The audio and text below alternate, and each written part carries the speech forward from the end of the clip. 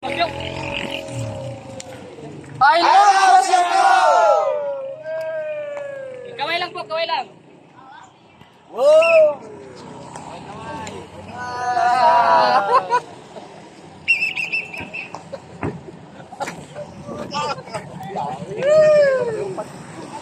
Lumat na lang, 20% na lang.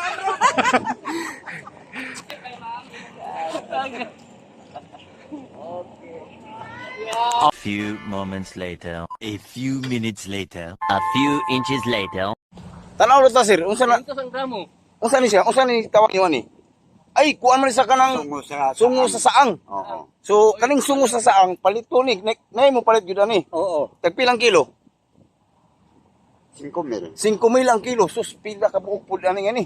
Na, jogay. So Tag so kuan di sir, kuan di ang kami ka ulan. ang kuko sa saang, di ba?